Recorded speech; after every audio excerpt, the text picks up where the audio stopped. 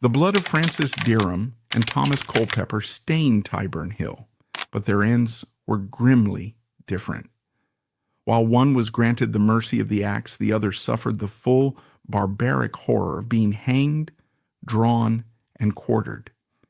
They didn't die for treason or rebellion, but for the most foolish crime in history, daring to touch King Henry VIII's woman. It was the bloody conclusion to a scandalous affair that shook the entire English court to its core. History in its haste often reduces them to a simple footnote in the tragic life of Queen Catherine Howard.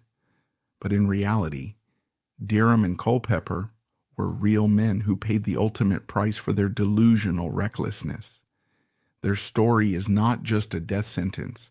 It is a bitter cautionary tale about the price of playing with fire right under the nose of a brutal king. England in 1541 was a land haunted by its own recent past. The countryside was littered with the skeletons of looted abbeys, silent reminders of a religious upheaval that had left the people spiritually torn and terrified. It was a kingdom destabilized by the execution of Thomas Cromwell, whose death left a dangerous political void now filled by vicious factional fighting. At the head of the realm sat Henry VIII, no longer a golden prince, but a 50-year-old tyrant consumed by the agony of a festering, ulcerated leg. Desperate to prove his virility and escape the stench of his own decay, the king became moody, paranoid, and easily manipulated by the conservative nobles who sought to control him. Catherine Howard was the instrument of that manipulation, a teenage pawn deployed by her uncle, the Duke of Norfolk, to secure power for their family. Henry seized upon her youth as a cure for his own mortality, willfully ignoring her lack of sophistication to worship a fantasy he called his rose without a thorn.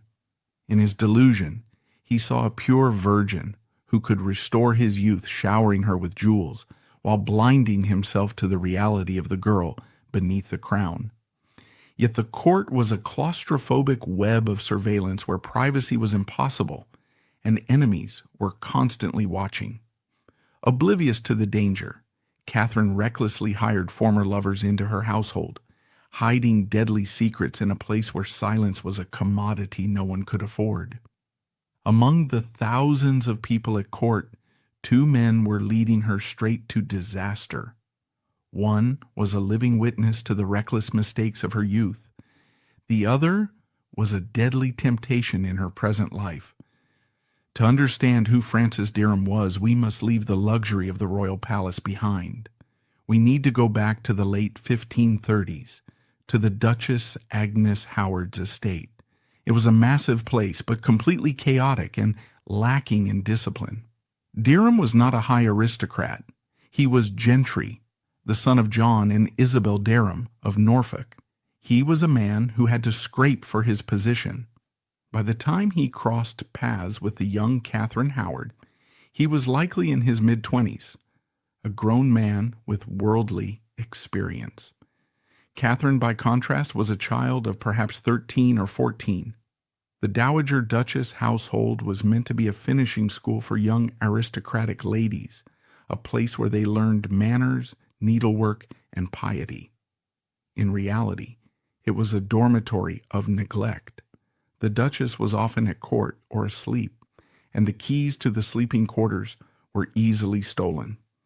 In this lax environment, Francis Dereham was the predator who became a lover. He did not court Catherine with poetry from a distance. He infiltrated her world. The testimony that would later emerge paints a picture of shocking domesticity. This was not a quick fumble in a darkened corridor. This was a relationship that mimicked marriage. Dereham and Catherine called each other husband and wife. In the eyes of their peers in the servants' hall, they were a couple. Dereham was bold. He would sneak into the girls' dormitory after the Duchess had retired. He brought gifts that a teenage girl would covet: sweet wine, strawberries, apples, and silks. He held court in her bed. The other girls in the dormitory, rather than reporting them, became complicit. They would watch or they would turn away, accepting the bribes of food and wine Dereham brought. The relationship went far beyond flirtation. They engaged in what the tutors euphemistically called naked bed. They would lie together under the covers, their bodies touching skin to skin. Years later, when the axe was hovering over her neck, Catherine would try to minimize this. But her own words, and the words of witnesses, were damning. She admitted that Dereham knew her carnally. She admitted he used her as a man does his wife. In the 21st century, we might view this as statutory rape given her age. But in the 16th century, the legal implications were different and far more dangerous for the future. Under the canon law of the time, if a man and woman declared themselves husband and wife and then consummated that promise with sexual intercourse, they were legally married in the eyes of God. No priest was required, no church ceremony was needed. Francis Dereham believed Catherine was his wife, and he had the receipts to prove it. Their marriage ended in a storm of jealousy. A music teacher named Henry Mannix, who also had designs on Catherine, wrote an anonymous letter to the Dowager Duchess exposing the affair. The Duchess, finally waking up to the chaos under her roof, was furious. She struck Catherine physically and drove Dereham out of the house. Dereham fled to Ireland. The historical records during this period of his life are patchy, but they are colorful.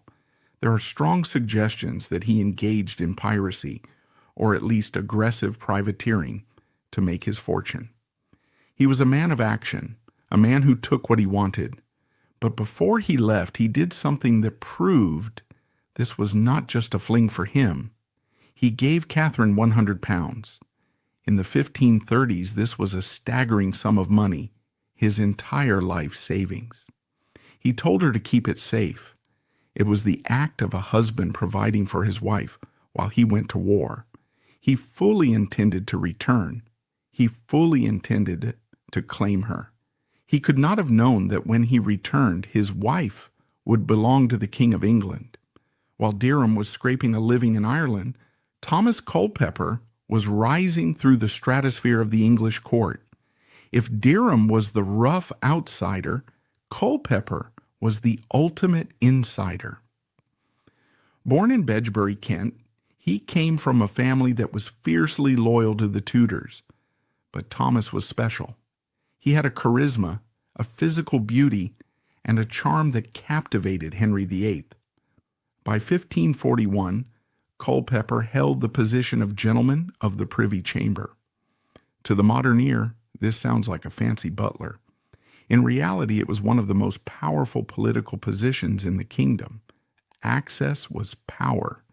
The king was the sun around which the world revolved, and Culpeper stood directly in the light. He slept in the king's bedroom. He was there when the king woke up. He was there when the king went to sleep. Most intimately and most strangely to our modern sensibilities, Culpeper was involved in the management of the king's body. When the physicians came to dress the ulcerated leg, Culpeper was often the one assisting. He saw the king not as a god, but as a weeping, bleeding, vulnerable old man. Henry treated him like a surrogate son, perhaps seeing in Culpeper the youth and vigor he had lost. But beneath the velvet doublet and the courtly manners, Thomas Culpeper was a dangerous man. The records from the time hint at a darkness that the king chose to ignore. There is a surviving legal record of a pardon granted to a Thomas Culpeper for a horrific crime: the rape of a park keeper's wife and the murder of a villager who tried to stop the assault. While some historians debate whether this was our Thomas Culpeper or his older brother, the weight of evidence suggests the favorite was capable of extreme violence. He was arrogant. He was entitled. He had learned the most dangerous lesson a young man can learn, that the law did not apply to him. He could rape, he could kill, and the king's love would wash him clean. He walked the corridors of Hampton Court with the swagger of a man who believed he was untouchable. He was the king's favorite, but he wanted more. He had his eye on the king's prize. By the spring of 1541, the stage was set for a tragedy of Shakespearean proportions. On the throne sat Henry, blindly in love, physically rotting, desperate to believe in the illusion of his perfect marriage. In the shadows lurked Francis Dereham, returning from Ireland to find his wife wearing a crown. A smarter man would have run to the ends of the earth. Dereham, driven by arrogance, greed, or perhaps a twisted sense of ownership, walked right into the lion's den. He showed up at court, blackmailing Catherine with his mere presence. Terrified he would speak, she gave him a job. She made him her private secretary. She brought the smoking gun into her own household. And watching it all was Thomas Culpeper. He saw a queen who was bored. He saw a king who was repulsive. He saw a challenge. As the spring of 1541 turned into summer, the claustrophobic atmosphere of the royal palaces reached a breaking point.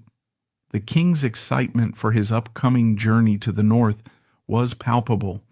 A grand tour designed to display his dominance and his beautiful young wife to his subjects. But while Henry prepared for a triumph, the shadows in Catherine's life were lengthening.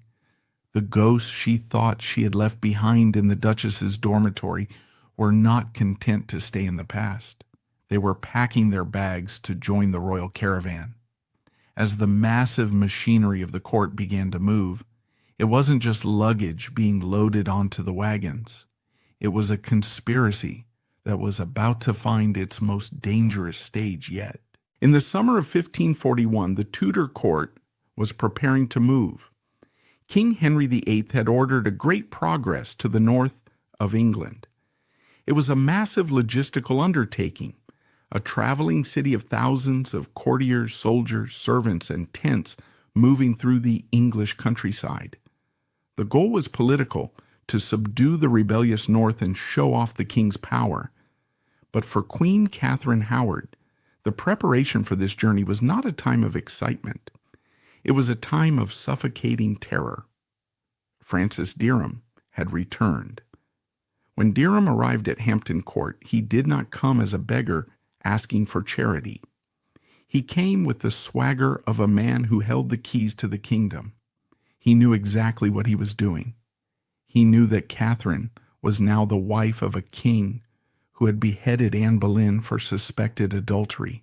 He knew that if the secret of their marriage in the Dowager Duchess's dormitory came out, Catherine was dead. He used this knowledge not just to get money, but to infiltrate her inner circle. He demanded a position in her household. Catherine, panicked and desperate to silence him, made the worst possible tactical decision. She hired him. She appointed Francis Dereham as her private secretary and gentleman usher. This was madness. By bringing him into her household, she was forced to see him every day. She gave him a salary, clothes, and access. But Dereham wasn't satisfied with just a job. He behaved with shocking insolence. Witnesses later testified that he treated the queen not with the reverence due to a monarch, but with the familiarity of a scorned ex-boyfriend. He would sit at the queen's council table when he wasn't invited. He would smirk at her across the room. He began to brag to the other servants. In the cramped, gossip-filled quarters of the royal palaces, Dereham dropped hints like grenades. He told anyone who would listen that he had known the queen before. He wore clothes that were too expensive for a secretary, purchased with the queen's money. But his arrogance reached a peak that crossed the line into high treason. One day, while boasting about his closeness to Catherine, he was asked what would happen if the king were to pass away.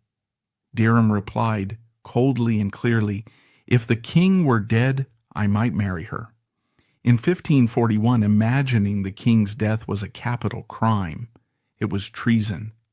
Dereham was so blinded by his past ownership of Catherine that he forgot he was playing a game against a man who could snuff out his life with a wave of a hand. He was digging his grave, shovelful by shovelful, and he was dragging Catherine down with him. While Dereham was the threat from the past, the threat from the present was heating up. Thomas Culpeper was part of the king's inner circle for the Northern Progress. This meant he would be traveling with the court, staying in the same castles, hunting in the same forests. But a queen cannot simply meet a man. She is watched 24 hours a day. Her ladies-in-waiting sleep in her room. Guards stand at her door. For Catherine and Culpeper to meet, they needed a lockpick. They needed a third party willing to risk their own head to open the door. Enter Jane Boleyn, Lady Rochford. Lady Rochford is one of history's great enigmas. She was a survivor. She had been married to George Boleyn, the brother of Queen Anne Boleyn. In 1536, her testimony, claiming that her husband and Anne had an incestuous relationship, helped send them both to the block. She had seen firsthand what Henry VIII did to adulterous wives and their accomplices. She had walked through the blood of her own family. And yet in 1541, she became the architect of Catherine Howard's destruction. Why? Historians have debated this for centuries. Was she vicariously living through the young queen's romance? Was she a voyeur? Or was she simply manipulated by a queen she couldn't say no to? The most likely answer is a mix of all three. Lady Rochford was the lady of the bedchamber. It was her job to manage the queen's private life. She became the go-between. She carried the messages. She signaled when the coast was clear. She bullied the other young ladies in waiting to go to sleep or leave the room. She stood guard at the back stairs while the King of England slept just down the hall. Without Lady Rochford, the affair would have remained a flirtation. With her, it became a conspiracy. The Royal Progress left London in June 1541. It was a miserable summer. It rained constantly. The roads turned to slurry. The mood in the massive caravan was tense. But inside the royal castles along the route, at Lincoln, at Pontefract, at York, the tension was of a different kind. The affair between Catherine and Culpeper shifted from glances to action. The logistics of these meetings were terrifyingly risky. At Lincoln, Lady Rochford organized a clandestine meeting in the Queen's private chambers. It was late at night. The king had retired to his own apartments. Culpeper, using his knowledge of the palace layout, slipped up the back stairs. Rochford stood watch. Catherine and Culpeper were alone. We do not know exactly what happened in those rooms. Under later interrogation, Culpeper admitted that he intended to sleep with her, but claimed the act was never consummated. Catherine said the same. They claimed they talked, they touched, they held hands. Culpeper later confessed that he wanted to know if she loved him, and she replied that she did. But in the eyes of the law, the biological details didn't matter. For a queen to meet a man alone at night, to declare love, to touch him, that was treason. It was a betrayal of the royal body. These meetings continued as the court moved north. At Pontefract Castle, the danger spiked. The castle was crowded. Culpeper had to hide in tight spaces, sneaking out at 2 or 3 in the morning. It is here that we see the true dynamic of the relationship.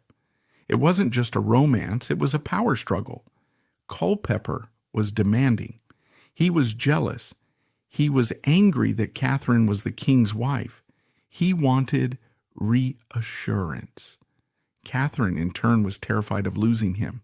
She was a girl overwhelmed by the rotting husband in her bed, grasping at the beautiful youth who offered an escape. It was during this time that Catherine made her fatal error. She put it in writing. In a world before text messages, lovers wrote notes. Most were burned, but one survived. It was found later in Culpeper's belongings. He had foolishly, arrogantly kept it as a trophy. The letter is a window into Catherine's soul. It is not written in the formal guarded style of a queen. It is the rambling, desperate scrawl of a teenager in love. She wrote, "Master Culpeper, I heartily recommend me unto you, praying you to send me word how that you do." She worries about his health. She talks about the difficulty of sending messages. But then the raw emotion breaks through. "I never long so much for a thing as I do to see you and speak with you, the which I trust shall be shortly now. It makes my heart die to think I cannot be always in your company." And then the lines that would serve as her death warrant. "Come when my Lady Rochford is here, for then I shall be best at leisure to be at your commandment. Yours as long as life endures, Catherine. At your commandment." This was a queen submitting to a subject. Yours as long as life endures. This was a vow that superseded her marriage vows to the king. Culpeper kept the letter, perhaps to gloat, perhaps as leverage, or perhaps because he genuinely loved her. But that piece of paper was a ticking bomb sitting in his chest. While his wife was meeting Culpeper in the dark, and his new secretary Dereham was leering at her in the daylight, Henry VIII was having the time of his life. The North had submitted. The weather was clearing. His health seemed to stabilize momentarily. He felt like a king again, and he attributed this resurgence to Catherine. He believed the lie completely. In late October, as the court returned to Hampton Court, Henry ordered a special mass. He knelt in the chapel and publicly thanked God for the good life he led and trusted to lead with his beloved wife. He ordered the Bishop of Lincoln to draft a public prayer of thanksgiving for the Queen. The irony is almost unbearable to look back on. At the exact moment Henry was thanking God for her virtue, Catherine was likely panicking about how to keep Dereham quiet and when she could next see Culpeper. The court was a pressure cooker. The servants knew, the ladies-in-waiting knew. Dereham was boasting. Culpeper was strutting. Lady Rochford was spiraling. It was impossible to keep a secret this big in a world this small. The explosion didn't come from the king catching them in bed. It didn't come from a guard finding Culpeper on the stairs. It came from the most mundane place imaginable, a conversation between a brother and a sister. In late October 1541, the court was back in the South. A man named John Lascelles, a staunch Protestant reformer, went to visit his sister Mary Hall. Mary had been a servant in the Dowager Duchess's household years ago. She had lived in the dormitory with Catherine. John Lascelles, perhaps fishing for gossip or perhaps genuinely concerned, suggested that Mary should try to get a job in the Queen's household. It was a golden ticket for a servant. Mary Hall laughed. She shook her head. She told her brother she wouldn't dream of it. She said the Queen was light. Lascelles pressed her. And then Mary Hall spilled the secrets of the past. She told him about Francis Dereham. She told him about the naked bed. She told him about the husband and wife titles. She told him that Catherine Howard was not a virgin when she married the king. Lascelles was horrified, but he was also a political animal. He knew that if the king found this out on his own, and it was discovered that Lascelles knew and said nothing, he would be guilty of misprision of treason. He also likely saw a chance to strike a blow against the conservative Catholic faction at court, led by Catherine's uncle, the Duke of Norfolk. Lascelles didn't go to the king. He went to the one man who had the moral authority and the political safety to handle this nuclear material, Archbishop Thomas Cranmer. Cranmer was a careful man. When he heard Lascelles' story, he knew he was holding dynamite. If the story was true, the Queen was a traitor. If the story was false and he accused the Queen, the king would have Cranmer's head for slander. The king loved Catherine. He was in a good mood.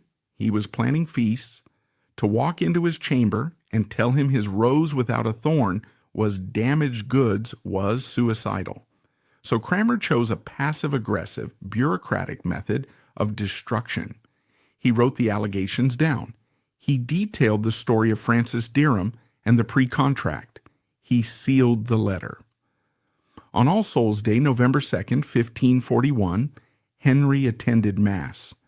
As he knelt to pray, Cranmer quietly stepped forward and placed the letter on the king's pew, whispering that he should read it alone.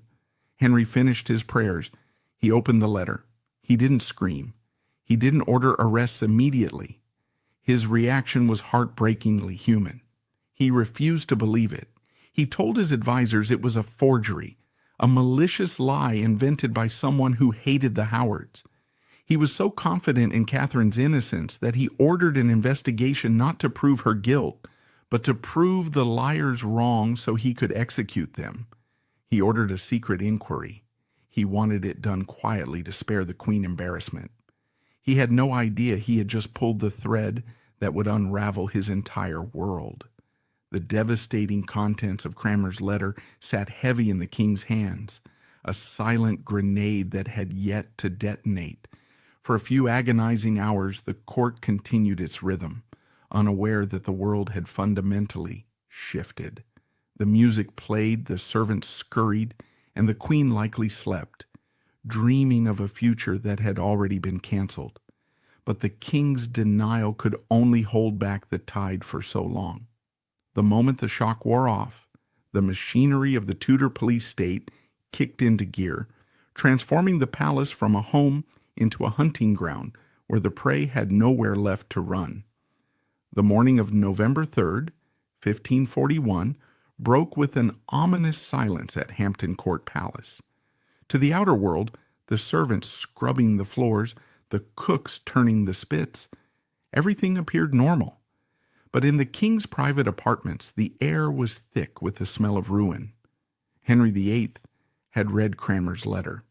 He had ordered the investigation, but his reaction was not yet one of vengeance. It was one of flight. He could not bear to look at Catherine. The cognitive dissonance, the war between the rose without a thorn he worshipped and the damaged goods described in the letter, was too painful. Without saying a word to the Queen, Henry ordered his horses. He announced a sudden desire to go hunting in the countryside. He left Hampton Court, leaving Catherine behind. She would never see his face again. Catherine was confused. The king's sudden departure was odd, but she was used to his moods. She did not know that the doors of the palace were being quietly locked. She did not know that the guards at the gate had new orders. No one leaves. She was a bird in a gilded cage, and the cat was already inside. The investigation moved with terrifying speed. The king's agents didn't start with the Queen. They started with the loose ends. They tracked down Francis Dereham. Dereham was still at court, strutting in his fine clothes, believing himself secure in his blackmail. When the guards came for him, the shock must have been absolute. He was dragged not to a gentleman's cell, but to the Tower of London. The interrogation of Francis Dereham is a pivotal moment in English legal history. At first, he was defiant. He likely assumed this was about money or minor misconduct. But the interrogators, led by the ruthlessly efficient Lord Chancellor Thomas Audley and the Duke of Norfolk, weren't asking about money. They were asking about the naked bed. Under the pressure of the rack, or the mere threat of it, Dereham broke. He admitted everything about the past. Yes, he had known the Queen carnally. Yes, they had called each other husband and wife. Yes, he had given her money. This confession was disastrous for Catherine's reputation, but legally it was complex. If Dereham and Catherine were pre-contracted, then Catherine's marriage to Henry was invalid. It meant she wasn't really the Queen. If she wasn't the Queen, she couldn't commit adultery against the king. She would be disgraced, annulled, and sent to a nunnery, but she would keep her head. But Dereham, sweating in the candlelight of the dungeon, realized he was the scapegoat. He was going to die for spoiling the king's goods. In a moment of desperate self-preservation, or perhaps spiteful vengeance against the woman who had moved on to a better lover, he dropped the second bombshell. He looked at his interrogators and essentially said, "Why are you asking me about what happened 3 years ago? You should be asking Thomas Culpeper about what happened last month." Dereham told them everything he had seen. He told them about the looks across the room. He told them about the secret meetings. He told them that while he had respected the Queen's new status, Culpeper had succeeded him in her affections. The investigation instantly mutated. It was no longer about a past indiscretion. It was now a hunt for present-day high treason. Back at Hampton Court, the silence was broken. Archbishop Cranmer arrived with a detachment of guards. He did not come to arrest Catherine. He came to question her. When he entered her chambers, he found a scene of total collapse. Catherine had heard the rumors. She knew Dereham had been arrested. When Cranmer walked in, she was in a state of frenzy, alternately weeping and screaming. She was so distinctive in her terror that Cranmer, a man who had overseen the destruction of Anne Boleyn, was genuinely moved to pity. He wrote to the king that he found her in such lamentation and heaviness as I never saw no creature. Cranmer had a plan. He was a political survivor, and he knew Henry still loved her. He came with a lifeline. His strategy was simple. If Catherine admitted to the pre-contract with Dereham, the marriage to Henry would be declared null and void from the start. She would be humiliated. Yes, she would be the woman who slept with a secretary, but she would not be a traitoress. You cannot betray a husband you were never legally married to. Cranmer sat with her. He spoke gently. He coaxed her. Just admit you were Dereham's wife, he effectively urged. Admit the pre-contract. But Catherine Howard, in her panic and immaturity, made the fatal mistake. She was terrified of admitting she was married to a low-born nobody like Dereham. She wanted to remain queen. She wanted to save her dignity. So she denied the pre-contract. She vehemently claimed she had never promised herself to Dereham. She claimed he had raped her. She claimed he used violence. She painted herself as a victim of his lust, but not his wife. By denying the pre-contract, she slammed the door on her only escape route. She remained legally the king's wife, and as the king's wife, any other relationship she had was treason. And then, in the midst of her blubbering denial, she too mentioned Thomas Culpeper. She admitted she had given him gifts. She admitted she had talked to him. She admitted she loved him. The trap snapped shut. Thomas Culpeper was likely asleep or attending to his duties when the world ended. He was the golden boy. He was untouchable. But when the name Culpeper came from the lips of both Dereham and the Queen, the king's protection evaporated. The rage of Henry VIII was slow to kindle, but once lit, it was an inferno. The betrayal by Catherine broke his heart. The betrayal by Culpeper broke his pride. This was the boy he had treated like a son. This was the man who touched his wounds. Culpeper was arrested. His rooms were ransacked. It was during this search that the king's agents found the physical evidence that made a trial almost unnecessary. The fatal love letter she had written him at Pontefract. The specific words she used, placing herself at his commandment, were all the proof the king needed. It proved intent. Under the Treason Act of 1534, imagining the king's death or violating the queen was treason. But the law was broad. Even inciting the queen to adultery was enough. Culpeper was hauled to the Tower. The beautiful youth who had slept in the king's velvet bed was now thrown into the damp straw of a traitor's cell. The mood in London shifted from gossip to bloodlust. The king's council was in overdrive. They needed to know everything. They arrested Lady Rochford. The woman who had facilitated the meetings was dragged in for questioning. Unlike the young lovers, Rochford was older and more fragile. She cracked almost immediately. She didn't try to protect anyone. She poured out every detail to save her soul, if not her body. She confirmed the backstairs meetings at Lincoln and Pontefract. She confirmed that she had stood guard. She confirmed that Catherine and Culpeper were alone for hours. She described Catherine's obsession with Culpeper. With Rochford's testimony, the timeline was complete. The past. Dereham and Catherine were lovers married in the Duchess's household. The cover-up. Catherine hired Dereham to keep him quiet. The present. Catherine fell in love with Culpeper and used Rochford to facilitate the affair. Henry VIII, receiving these reports in his seclusion, was devastated. He reportedly called for a sword to kill her himself, then burst into tears. He was a man mourning the death of his own potency. The illusion of his youth was dead. On December 1st, 1541, the legal machinery began to grind the two men into dust. The trial was held at the Guildhall. It was a show trial, but the evidence was overwhelming. Francis Dereham was charged with presumptive treason. The logic was twisted but effective.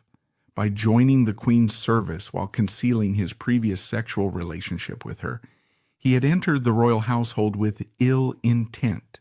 He had soiled the lady who became queen, and by hiding it, he had deceived the king.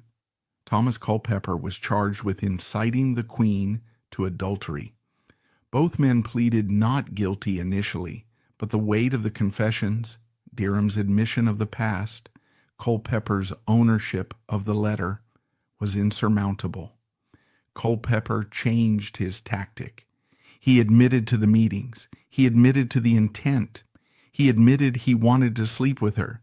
He essentially threw himself on the mercy of the king, hoping that his years of loyal service and the king's affection would save him from the worst. Dereham had no such hope. He was the villain of the piece. He was the one who had ruined the rose. The jury took little time. The verdict was a foregone conclusion: guilty. The sentence pronounced by the judge was the standard punishment for traitors, a sentence designed to be as terrifying as it was painful. You are to be drawn on a hurdle to the place of execution, and there you are to be hanged by the neck, and being alive cut down, and your privy members to be cut off, and your bowels to be taken out of your belly and there burned, you being alive. The date was set. December 10th, 1541. Tyburn. Imagine the night of December 9th in the Tower of London. In one cell sat Thomas Culpeper. He was likely praying, or perhaps writing frantic letters to the king that would never be read. He was 20-some years old. He had had the world at his feet. Now, he was facing a death of medieval brutality. In another cell sat Francis Dereham. He had played the pirate, the lover, the blackmailer. He had gambled everything on the idea that he could control a teenage queen. He had lost. And in her apartments at Sion House, Catherine Howard sat in a stupor. She was no longer queen in anything but name. She was a girl waiting to die. She reportedly practiced laying her head on the block, trying to understand the mechanics of her own end. But even at the end, the class system of England exerted its power. On the morning of the execution, a message arrived from the king. It was an act of mercy, but a selective one. King Henry VIII had commuted the sentence of Thomas Culpeper. Because of his noble birth and because he had been the king's favorite, he would not be disemboweled. He would not be hanged. He would simply be beheaded. It was a clean death. For Francis Dereham, the secretary, the nobody, the man who had her first, there would be no mercy. The full sentence would stand. The stage was set for the final act at Tyburn. The crowd was gathering. The hurdles, wooden sleds drawn by horses, were waiting at the tower gates. The two men were brought out into the winter light. With the guilty verdicts read and the sentences pronounced, the legal formalities were over. The quill and ink of the courtroom were now swapped for the rope and axe of the executioner. For Culpeper and Dereham, the abstract terror of a traitor's death was about to become a visceral physical reality. As the sun rose on that freezing December morning, the focus shifted from the secret whispers of the royal chambers to the public spectacle of Tyburn, where the king intended to write his message of vengeance in blood for all of London to see. On the morning of December 10th, 1541, the gates of the Tower of London groaned open. A cold mist clung to the Thames, but the streets were already packed. A public execution in Tudor London was not just justice, it was theater. It was a carnival of morality, and the citizens of London had turned out in their thousands to see the king's vengeance enacted. Thomas Culpeper and Francis Dereham did not walk to their deaths. They were drawn. This part of the sentence is often overlooked in history books, but it was a crucial part of the torture. The men were strapped onto hurdles, crude flat wooden sleds or wicker panels that were tied to the tails of horses. They were dragged through the filth of the London streets. The journey from the Tower to Tyburn was roughly 3 miles. It was a slow, agonizing procession.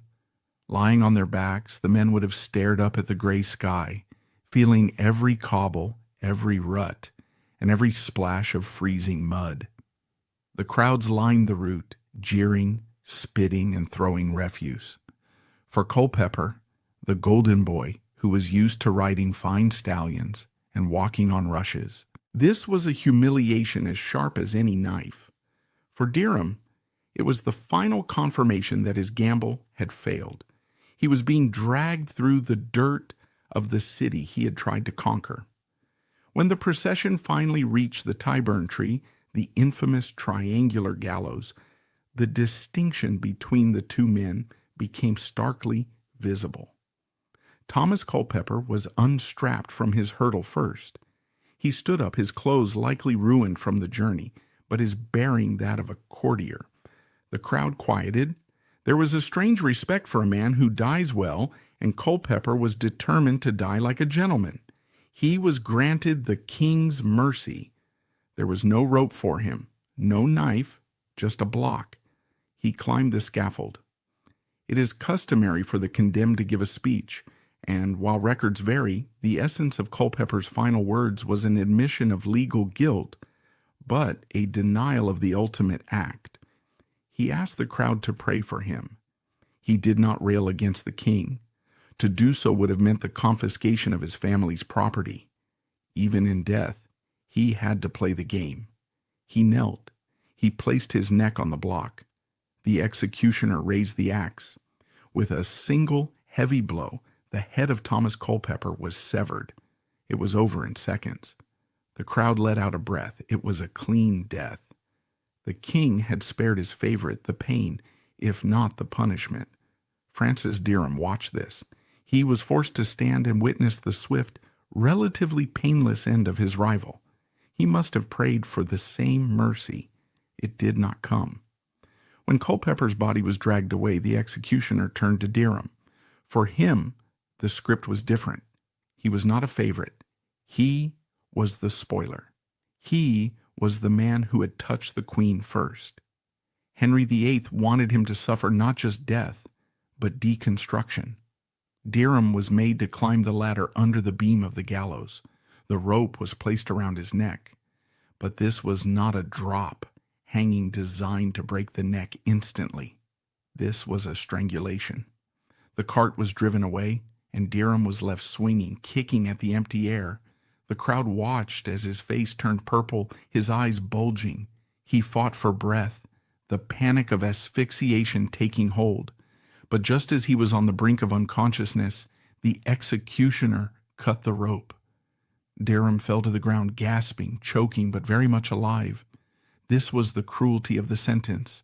The law required him to be alive and sensible for what came next.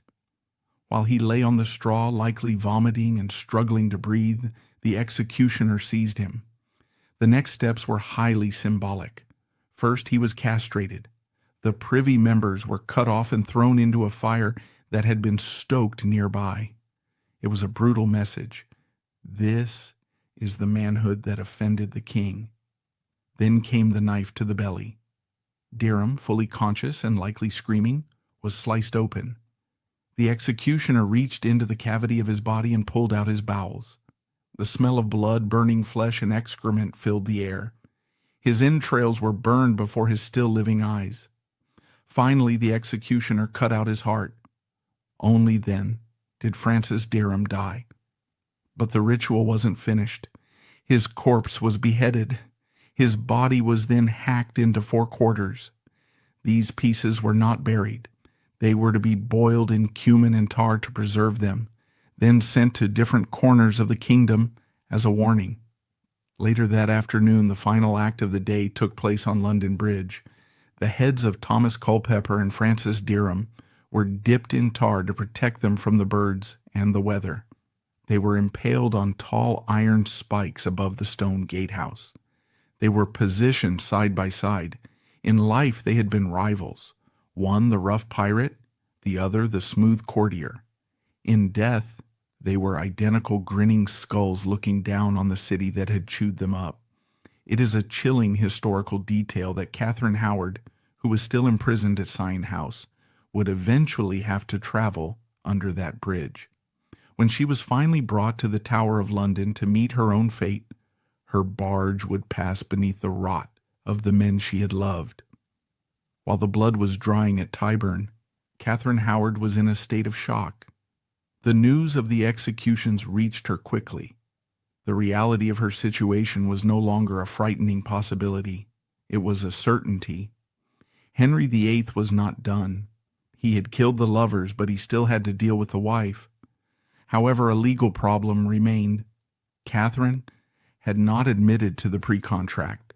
Therefore, legally, she was still the queen. Henry could not simply execute a queen for adultery without a trial, and a public trial would air even more of the king's dirty laundry. He had been humiliated enough. So the king and his council devised a new weapon. They would not give her a trial. They would not let her speak in her own defense. They would use Parliament to kill her. They drafted a Bill of Attainder. This was a legislative act that simply declared a person guilty of treason without the need for a judicial process. It was a death sentence by vote. But before the vote could pass, they needed to strip her of everything.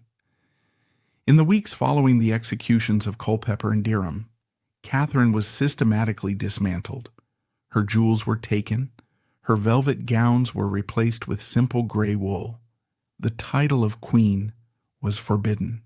She was referred to only as Mistress Catherine Howard. The rose without a thorn had been plucked, crushed, and discarded.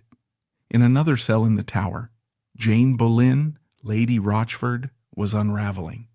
The strain of the interrogation and the guilt of her role had broken her mind. She began to hallucinate. She spoke in riddles. She was, by all accounts, insane. This presented a problem for Henry. English law forbade the execution of the insane. It was considered a sin to kill someone who could not make their peace with God. But Henry VIII was past the point of religious niceties. He was a man possessed by a need for total erasure of this stain on his honor. In a twist of dark irony, he sent his own royal physicians to the Tower, not to heal Lady Rochford so she could live, but to heal her just enough so she could be legally executed. They treated her with tonics and rest, nursing her back to a state of sanity so that the axe could fall. Christmas 1541 was a grim affair at court. The king was trying to pretend everything was normal, hosting feasts and music. But the shadow of the bridge loomed over everything. The empty chairs where Culpeper used to sit, the absence of the giggling young queen. It was a haunted house. As January 1542 turned to February, the Bill of Attainder was passed. Catherine Howard was condemned to die.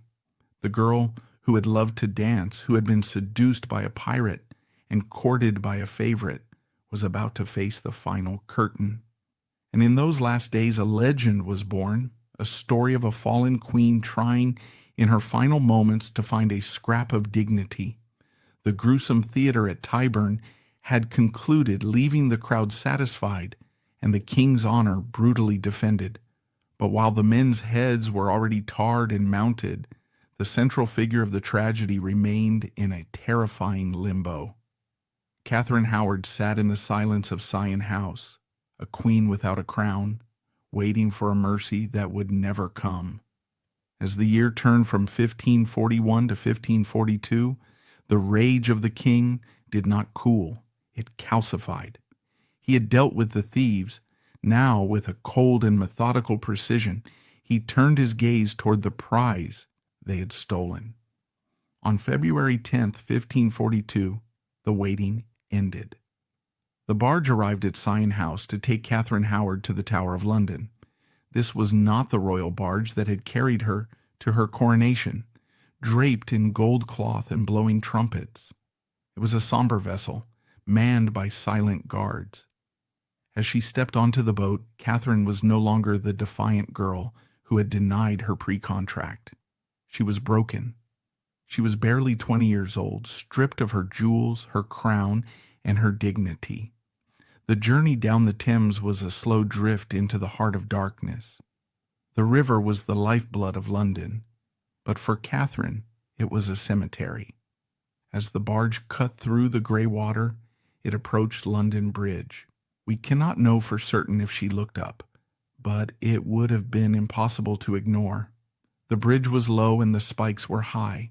There, swaying in the winter wind, were the tarred heads of Thomas Culpeper and Francis Dereham, the man who had seduced her in the dormitory and the man who had courted her in the palace, both reduced to grim warnings, staring down at the woman who had connected them.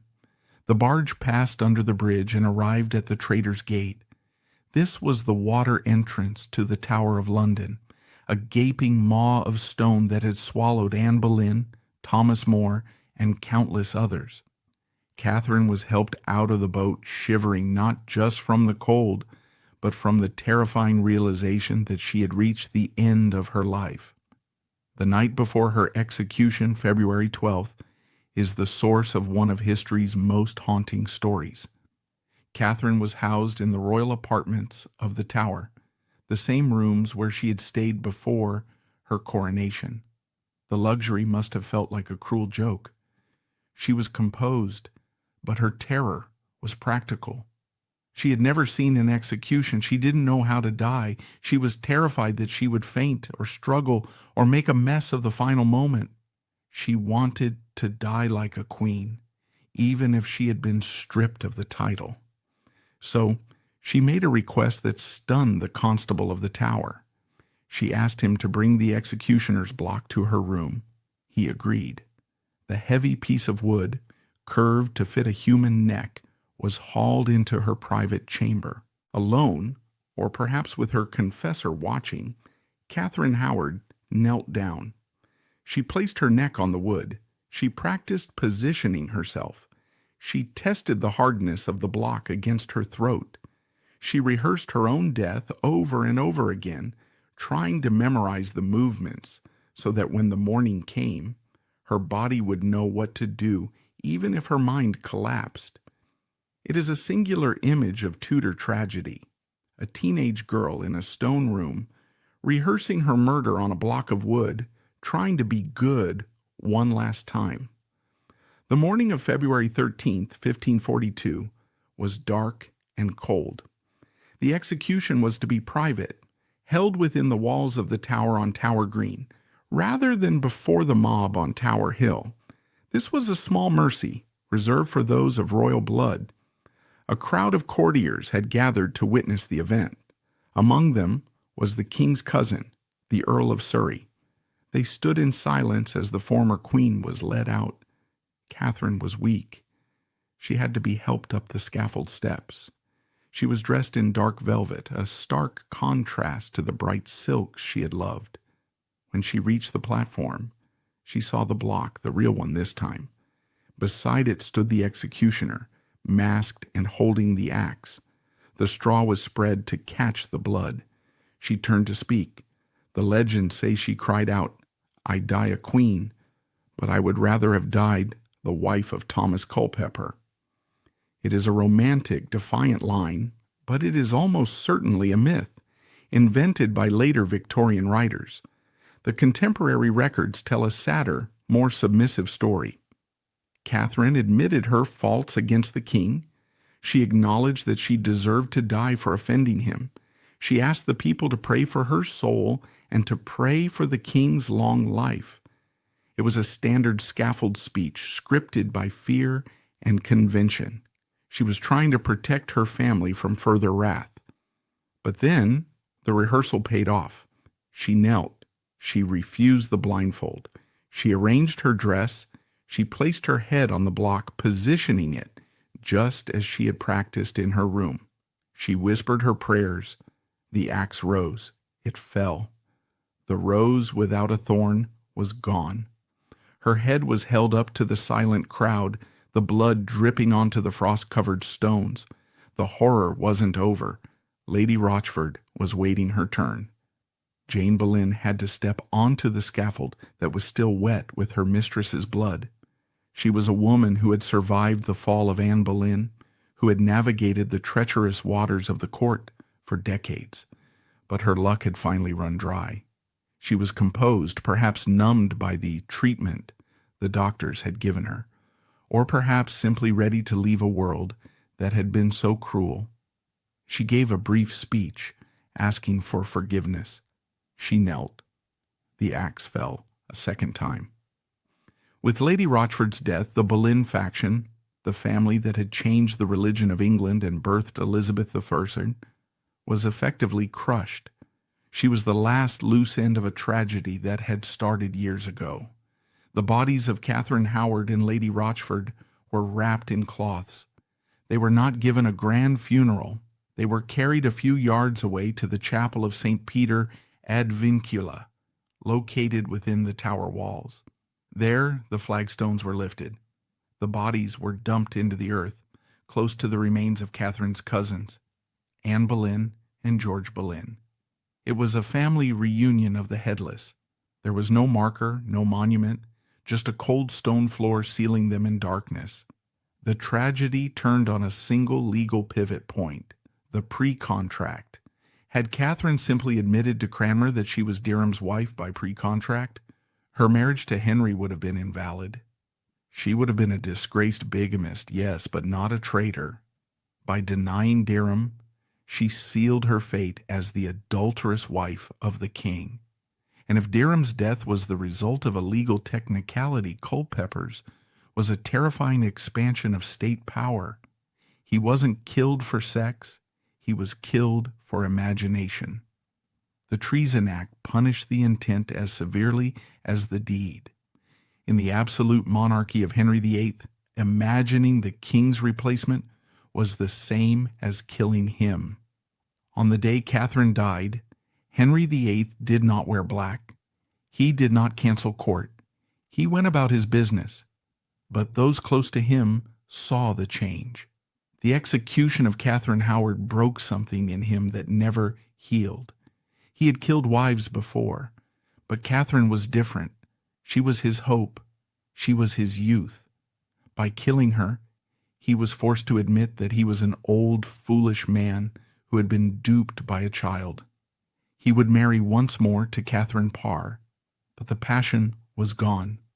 He became a man-eater, a tyrant whose rages were legendary. The ghost of the girl he had worshipped haunted him. He grew fatter, sicker, and more vicious. The tragedy of 1541 was not just about the deaths of 3 young people. It was the death of the king's soul. History is written in books, but memory is written in stone. And the stones of Hampton Court Palace remember. There is a corridor in the palace known as the Haunted Gallery. Legend tells us that in 1541, shortly after her arrest, but before she was taken to the Tower, Catherine Howard escaped her guards. She knew the king was in the chapel hearing Mass. She ran down the gallery screaming, desperate to reach the doors, to bang on them, to beg the king for one last chance to explain. She never made it. The guards caught her just before the door. They dragged her back, screaming and kicking, while the king sat in silence on the other side of the wood, ignoring the cries of the woman he had worshipped. To this day, visitors and staff at Hampton Court report a strange chill in that gallery. Some claim to hear a woman screaming. Others describe a feeling of overwhelming panic. Whether you believe in ghosts or not, the story persists because it captures the emotional truth of the tragedy, the desperate, terrified child running toward a deaf God. If you walk across London Bridge today, the spikes are gone. The modern city of glass and steel towers over the Thames. But if you listen closely to the wind off the river, you can almost hear the echo of 1541, the creak of the rope, the thud of the axe, and the silence of a king who learned too late that you can cut off a head, but you cannot kill the truth.